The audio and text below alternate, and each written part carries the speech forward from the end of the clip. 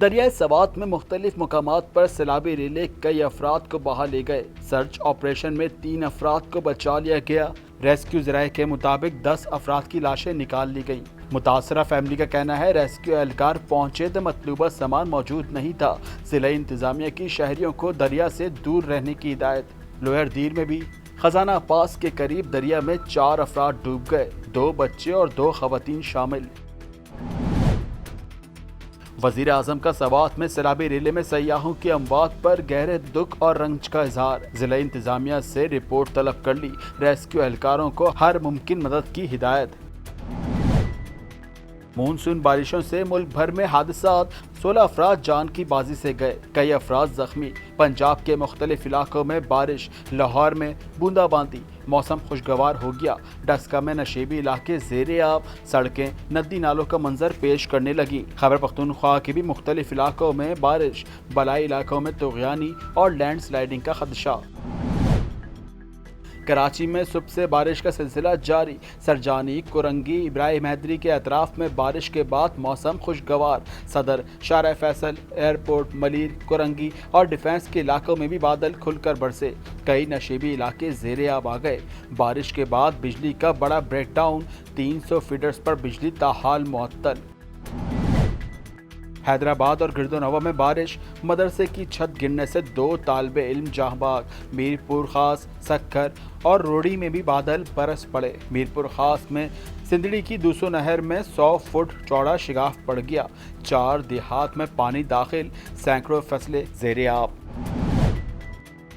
وزیر اعظم شہباز شریف کا کابینہ اور اراکین پارلیمنٹ کے اعزاز میں ناشتہ۔ بجٹ منظوری پر اتحادیوں سے اظہار تشکر۔ کہا اتحادی جماعتوں کی مشاورت سے بجٹ تشکیل دیا، قوم کو مل کر مشکلات سے نکالیں گے۔ وزیر اعظم نے پاک بھارت جنگ میں شاندار کامیابی پر اراکین کو مبارکباد بھی دی۔ پاک فوج علاقائی امن و استحکام کی ضامن ہے۔ فیلڈ مارشل سید عاصم منیر کی کامن ٹریننگ پروگرام میں شرکت۔ قومی سلامتی، داخلی اور خارجی چیلنجز پر تفصیلی گفتگو۔ فیلڈ مارشل نے ادارہ جاتی ہم آہنگی، متحد قومی ویژن پر زور دیا۔ خطے میں امن و استحکام کے لیے مسلح افواج کے کردار پر بھی روشنی ڈالی۔ فیلڈ مارشل نے کہا قوم کی خدمت کو اپنی اولین ترجیح بنائیں۔ قومی اسمبلی میں سپلیمنٹری گرانٹس کی کثرت رائے سے منظوری۔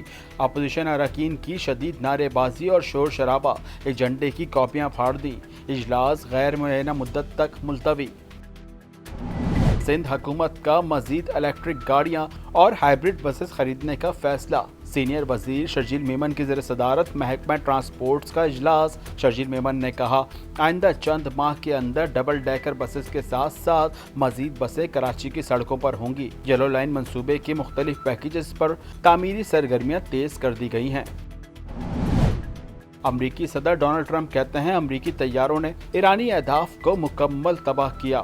ایران میں تباہی کو نہ ماننے والا میڈیا فیک نیوز ہے۔ عوام میں اشتعال اور غلط فہمیاں پیدا کرنے کی کوشش کی جا رہی ہے۔ اور امریکہ سویلین ایٹمی پروگرام کے لیے ایران کی مدد کرے گا۔ $30 ارب کی سرمایہ کاری ہوگی۔ پیسہ عرب ممالک دیں گے۔ ایران اور امریکہ کی ممکنہ ڈیل کی تفصیلات سامنے آ گئیں۔ غیر ملکوں میں منجمد $6 ارب کی واپسی۔ تہران پر عائد پابندیاں بھی اٹھائے جانے کا امکان۔ ایرانی وزیر خارجہ نے مذاکرات بحالی کی تردید کر دی۔ کہا کوئی بھی فیصلہ ملکی مفاد میں کریں گے۔